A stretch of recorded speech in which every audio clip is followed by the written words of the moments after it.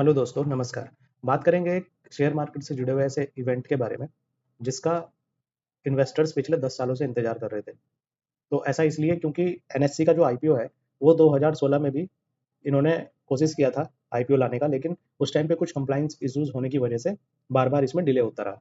तो अब जो है फाइनली एनएससी ने अपना जो है ड्राफ्ट पेपर फाइल कर दिया है सेबी के पास में, 2026 में जून 17 की अगर बात करें तो। और इसके बारे में एक बार क्विक समरी देख लेते हैं। तो ये जो आईपीओ है, ऑफर फॉर सेल होगा by existing share holder, no fresh issue. और अगर इसके एस्टिमेट देखा जाए तो 30,000 करोड़ के आसपास का ये आईपीओ साइज होने वाला है, जिसमें आपको 2 लाख प्लस शेयर होल्डर्स देखने को मिल जाते हैं, जिसमें इंक्लूडिंग टॉप इंस्टीट्यूशंस भी देखने को मिलते हैं। अगर आप बात करें प्रमोटर्स एंड की शेयर होल्डर्स की, तो यहाँ पे आपको एलआईसी और एसबीआई जैसे प्लेयर्स भी दिख जाते हैं। तो इसका आप ये भी ध्यान रख सकते हैं, इनडायरेक्टली एसबीआई और एलआईसी को भी इसका इस आईपीओ से फायदा होते हुए देखने को मिल सकता है। तो सबसे ज़रूरी पॉइंट ये है कि ये इतना हॉट टॉपिक क्यों बना हुआ है मार्केट के लिए। तो इसको जान लेते हैं कि एनएससी में ऐसा क्या है। तो एनएससी और बीएससी आप दोनों जानते होंगे, ये दोनों ही भारत के स्टॉक एक्सचेंज है, नेशनल स्टॉक एक्सचेंज, और बीएससी मतलब बॉम्बे स्टॉक एक्सचेंज। एनएससी नया है, जिसके अंडर में जो कि 50 टॉप इंडिया की टॉप 50 कंपनीज को ट्रैक करता है। बीएससी पुराना है, जो कि इंडिया की टॉप 30 कंपनीज को ट्रैक करता है। क्योंकि हमको जो है ज़्यादा प्रिसाइज डेटा एनएससी में मिलता है, क्योंकि वहाँ पे टॉप की 50 कंपनीज को ट्रैक किया जाता है। तो इसलिए ज़्यादातर इन्वेस्टर्स हमारे जो हैं, जो हमारे ट्रेडर्स हैं, इन्वेस्टर्स हैं, वो एनएससी को ज़्यादा फॉलो करते हैं, निफ्टी 50 को ज़्यादा फॉलो करते हैं। तो आप देख भी सकते हैं, इंडिया का जो है ये लार्जेस्ट स्टॉक एक्सचेंज देखने को मिलता है, world largest derivative exchange. Nifty 50 and many key benchmark are managed by NSC. तो जो निफ्टी 50 का जो बेंचमार्क है, वो भी जो है एनएससी मैनेज करता है। मतलब जो निफ्टी 50 है, वो भी इसी का ही इंडेक्स है।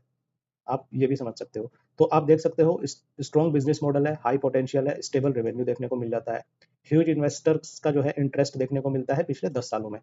उसके बाद में देख लेते हैं कि मार्केट में इस तरह की चर्चाएं हैं, क्योंकि इंडिया में दो ही मुख्य एक्सचेंज है, एनएससी और बीएससी। तो बीएससी पहले से लिस्टेड है, तो क्या उस शेयर के ऊपर कुछ इम्पैक्ट देखने को मिलेगा?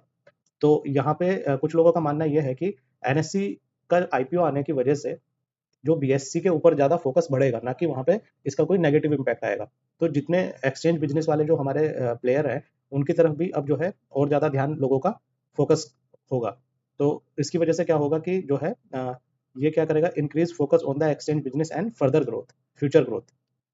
और उसके बाद में valuation re-rating possible for the entire sector. तो यहाँ पे एक जो है बात देखने वाली कि वैल्यूएशंस की री-रेटिंग भी पॉसिबल है पूरे सेक्टर के लिए, एनएससी के आईपीओ की वजह से। तो इन सेक्टर्स को भी आप, इन स्टॉक्स को भी आप फोकस में रख सकते हो। और इस आपको जो है अभी जो है शॉर्ट टर्म में हो सकता है वॉलेटिलिटी देखने को मिले एनएस बीएससी के शेयर्स में, लेकिन लॉन्ग टर्म की अगर आप बात करें, तो जब यहाँ पे वैल्यूएशंस की री-रेटिंग होगी, तो इसका जो है शेयर प्राइस बढ़ने के ज़्यादा चांसेस है, ना कि घटने के। तो इस चीज़ को भी आप ध्यान में रखिएगा। और सबसे ज़रूरी बात, रिटेल इन्वेस्टर्स को जो है क्या करना चाहिए, ऐसे बड़े आईपीओज़ की, जैसे कि इसको देखा जा रहा है कि ये भारत का जो है सबसे बड़ा आईपीओ होने वाला है। तो आपको जो है हाइप में बाय नहीं करना है, सबसे पहली पहली बात तो, क्योंकि हाइप बनाई जाती है बड़े आईपीओज़ की। तो हर बड़ा आईपीओ जो है आपको ध्यान में रखना है, प्रॉफिटेबल नहीं होता है, सबसे पहली बात। दूसरा, आपको इश्यू प्राइस और वैल्यूएशंस पर बहुत अच्छे से ध्यान रखना है। बिज़नेस और ग्रोथ आउटलुक को देखना है, और जो हाइप बनाई जाती है उसमें नहीं बाय करना है हाइप देख करके। वैल्यूएशन, लिस्टिंग गेन और गेन पोटेंशियल को ध्यान में रखना है।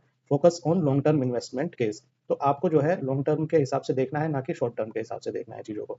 उसके बाद में देख लेते हैं इसके कुछ लास्ट में, ये जो है 1992 में फाउंडेड है कंपनी। मार्केट शेयर की अगर बात करेंगे, तो कैश सेगमेंट में 80% का मार्केट शेयर देखने को मिल जाता है। World largest derivative exchange by volume देखने को मिलता है NSC. Consistent profit and strong financials देखने को मिलते हैं। Millions of investor trust the platform NSC. तो इसके ऊपर जो है मिलियंस ऑफ जो इन्वेस्टर्स हैं वो ट्रस्ट करते हैं, और हम कहीं ना कहीं जो भी दिन में जो ट्रेडिंग करते हैं, स्टॉक खरीदते बेचते हैं, तो एनएससी के थ्रू ज़्यादा देखने को मिल जाता है। वैसे तो दोनों का ही होता है, लेकिन कहीं ना कहीं जो ज़्यादा इन्वेस्टर्स हैं, वो एनएससी की तरफ ही ज़्यादा देखने को मिल जाएंगे। तो जो है इस न्यूज़ को आप जो है फोकस में रखिए। और अगर आप भी इस आईपीओ, अगर ये आईपीओ आता है और आपको क्या-क्या चीज़ें देख करके इन्वेस्ट करना है, ये हमने आपके साथ में डिस्कस किया है। और बीएससी शेयर के ऊपर इसका ऐसा कोई नेगेटिव इम्पैक्ट नहीं पड़ने जा रहा है कि वो मतलब बहुत ज़्यादा उसके ऊपर ऐसा नेगेटिव इम्पैक्ट देखने को मिलेगा। हो सकता है कि यहाँ से जो है बीएससी की भी वैल्यू और ज़्यादा बढ़ जाए। आप भी अपनी राय कमेंट बॉक्स में ज़रूर रखिएगा। थैंक यू दोस्तों।